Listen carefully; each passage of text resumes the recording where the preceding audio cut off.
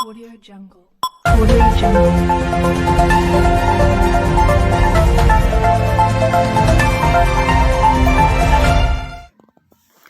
गोड़ लगतानी समाचार बक्सर से बटुए रिपोर्टर बानी वरिष्ठ पत्रकार संजय उपाध्याय जी।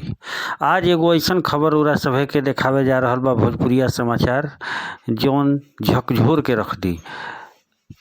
9 महीना कोख में पाले के पश्चात एगो कलयुगी निर्दयी माँ नवजात शिशु के धान के खेत में भगवान भरोसा छोड़ दिहली। ओइजा से गुजरे वाला लोग जब बच्चा के रोए के आवाज़ सुनले तो हर किसी के दिल पसीज गईल। 9 माह कोख में पाले के पश्चात एगो कलयुगी निर्दयी माँ नवजात शिशु के धान के खेत में भगवान भरोसा छोड़ देली। आग के तरह ई खबर फैल गई। थाना प्रभारी आलोक कुमार रंजन के मिलल खबर सुनते ही मौका पे पहुंच के वो बच्चा के अपना कब्जा में लेके बक्सर चाइल्ड लाइन के सौंप देनी। ओइजे बच्चा पूर्णतः स्वस्थ बा। दरअसल मामला सिकरौल थाना क्षेत्र के गोपुर गाँव के बा। गोपुर गाँव बाहर धान में केहू नवजात बच्चा के फेंक देले रहे। ओइजा से गुजरे के क्रम में पिंटू कुमार रजक बच्चा के रोए के आवाज़ सुनले। वो देखले कि धान के खेत में एगो नवजात बच्चा बा, ओकरा के तुरंत उठा लिहले। एकरा बाद उनका कोनो बच्चा ना रहे, ओकरा पाले खातिर उठा लेले। एकरा बाद केहू खबर सिकरौल थाना पुलिस के दे दिलस। सूचना पावते पुलिस मौका पे पहुंच के बच्चा के बक्सर चाइल्ड लाइन के हवाले कर दिलस, जबकि बच्चा लड़का हटुए। बतावो चली कि जैसे ही खेत पर अपना जात रहन वैसे ही खेत में धान से तोपल एगो बच्चा मिलल। रोए के आवाज़ आइल, जेकर वीडियो अंत में भोजपुरिया समाचार उरा के दिखाई, विधिवत लाइव दिखाई। ओकरा बाद बच्चा के वो धान से खेत से निकलने। धान से खेत निकलना के बाद इनकर पत्नी जैसे ही लड़का देखली, उनका लड़का ना रहे, वो कहली कि एकरा के हम पोसब। इनका 3 गो गोतिनी बाड़ी लोग इनकर मेहरारू, लेकिन तीनों गोतिनी के केहू के बच्चा नहीं है। इच्छा जाहिर कैली कि हम पोसब, लेकिन केहू वही गांव के आदमी पुलिस के सूचना दे दिलस। पुलिस पहुंच के बच्चा के चाइल्ड लाइन भेज दिलस। लेकिन तब उनकर पत्नी रजक जी के पत्नी बक्सर और पति दोनों आदमी पहुंच गए लोग। चाइल्ड लाइन से निहोरा कई लोग कि बच्चा हमनी के दे दिया, हमनी के पोसब जा। लेकिन कानूनी दाव पे चतना बटुए कि चाह के भी आसानी से बच्चा ना मिली। एकरा बाद ही लोग अपन दिल में आह रखत रह गई। ओइ जब चाइल्ड लाइन के कुछ कर्मी रहे लोग जौना से भोजपुरिया समाचार बतैलस, उहो लोग भी दुख व्यक्त कैल, कहल कि यह प्रकार से फेंक दिहल बड़ा ही गुनाह बटुए। एगो छोट लड़का जौना के धान के खेत में फेंकल रहे, अगर केहू के पैर पड़ जाए तो बच्चा ओइजे मर गए रहे। हालांकि बच्चा अभी बिल्कुल स्वस्थ बा, पूरी तरह से स्वस्थ बटुए। एकरा के 24 से 48 घंटा तक रखल बटुए आईसीयू में, जौना में एकरा के पोषण दिया था। डॉक्टर भी कहतानी कि बच्चा पूरी तरह से स्वस्थ बा। 2 किलो 600 ग्राम के बच्चा बटुए।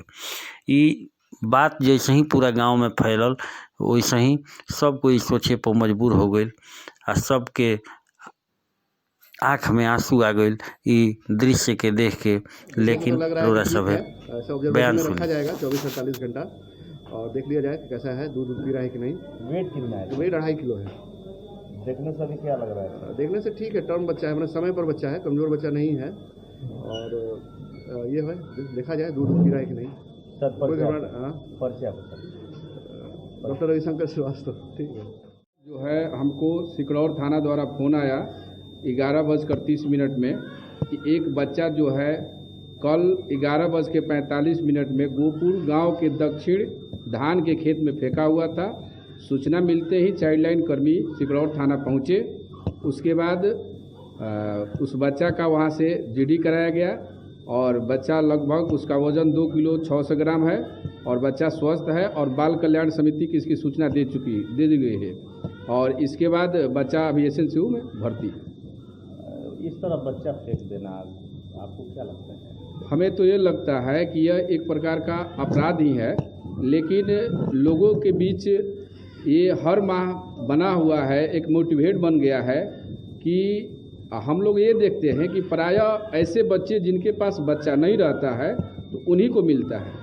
हम सरकार से यही कहेंगे, गुहार करेंगे कि बेचारे गरीब लोग होते हैं, हम लोगों को इस केस को हल करने में बहुत समस्याएं होती हैं। प्रयास रहता है कि उनको किसी तरह बच्चा को सुपुर्द कर दिया जाए ताकि वो बच्चे के लिए ललायित रहते हैं। क्या परिचय आपका? मेरा नाम संतोष कुमार सिंह, चाइल्ड लाइन बक्सर।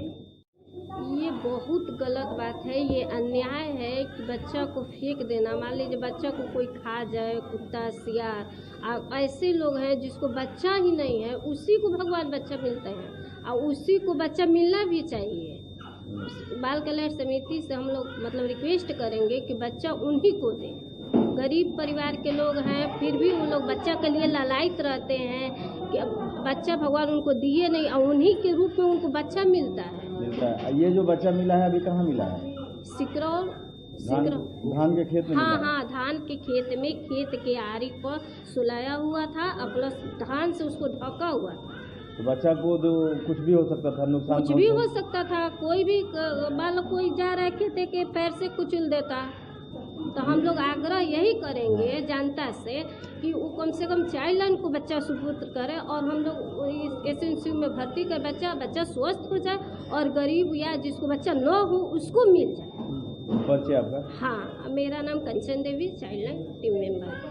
नहीं देखा है, पति हमारा देखा है। आप लोगों को बच्चा मिला है? हाँ। किस तरह बच्चा था? धान में फेंका हुआ है और उसी में तोप दिया था। आप लोग कहाँ गए थे वहाँ? खेत पटाने के लिए। उसी समय बच्चा मिला? हाँ। तो कहाँ घर है आप लोगों का? गोपुर सिकरौल थाना।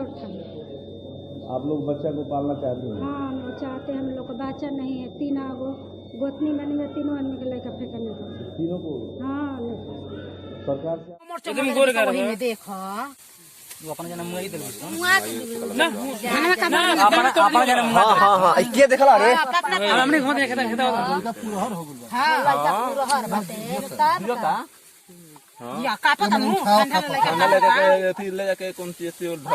मछिया पे उठावा ना मर दे बताओ ये